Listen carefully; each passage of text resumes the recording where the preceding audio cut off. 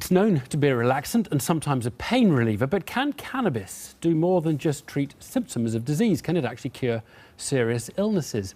The reason for thinking it might stems from the fact that the medical use of marijuana has become legal in almost half of all American states, and anecdotal evidence has been accumulating that cannabis in oil form can actually reduce cancerous tumours. Anecdotal evidence isn't enough, but pharmaceutical companies are starting human clinical trials. Alastair Leithead has been investigating in California. I watch women die every day. I watch children bury their moms. So I know what is in front of me, and I'm doing everything I can to prevent that. Sarah Amento and her family are running out of time. She has stage 4 cancer, the chemotherapy isn't working, and the doctors say there's nothing more they can do. Left with no options, everybody speaks about cannabis oil. There's a certain stigma, especially being a mother, of doing cannabis oil.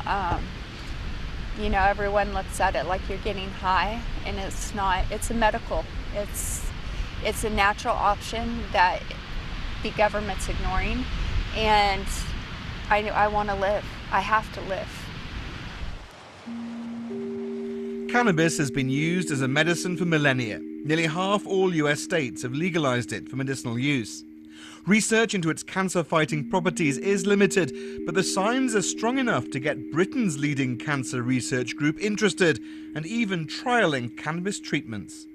Cannabinoids are certainly very interesting molecules, and there's a lot of research. There's hundreds of papers being published looking at their chemical properties against cancer cells.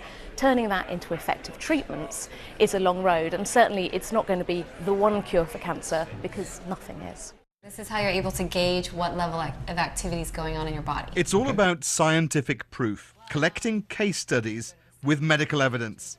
I have many thick books of medical records, but this is really the one that matters. Stephanie LaRue says she has proof. The impact of taking cannabis oil was the fact that the cancer's gone. All the tumors are gone. They dissipated in my body with no evidence of metastatic disease. They're just gone.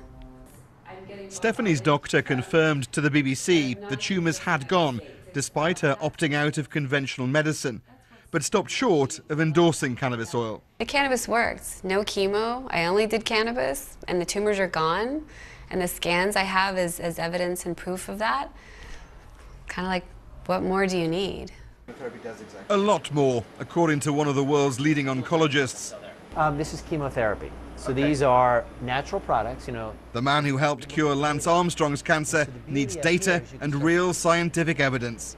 Until somebody proves it, whether it be the manufacturers who put together a clinical trial, whether it be doctors who get government funding to do it, or patients who say, here are my records, and let's put it in a medical journal and be transparent with what I had, what I was treated with, and what my outcome was, then until that, it's snake oil. Again, I'm not trying to impede progress or say it's bad, but at the same time, I don't want people to get false hope.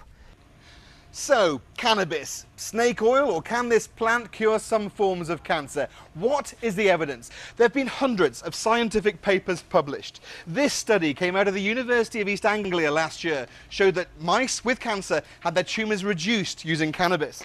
This, the first human clinical trial. 8 out of 9 patients responded, but they all died within the time you'd expect. Despite that, there's a long list of charities and research groups that say it's an interesting development. It may have a clinical use.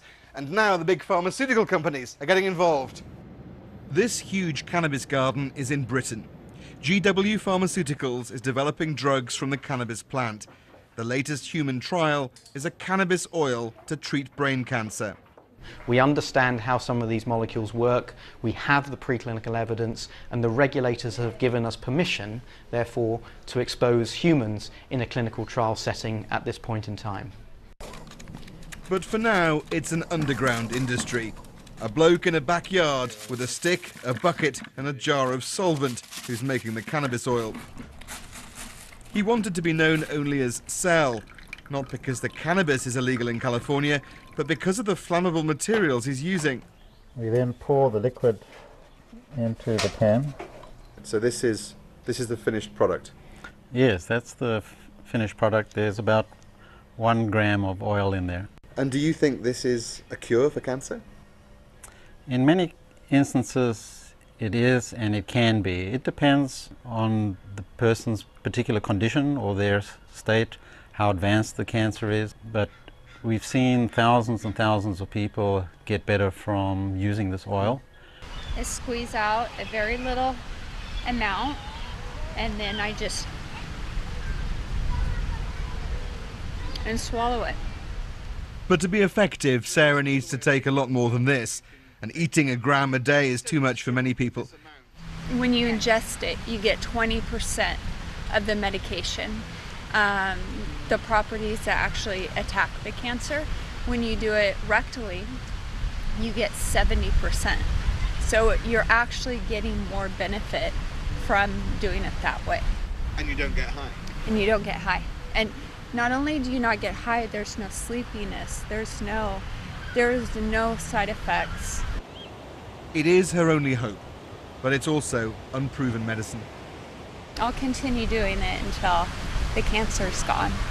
I believe it's the best option. I've seen it work for others, and I'm hoping it'll work for me.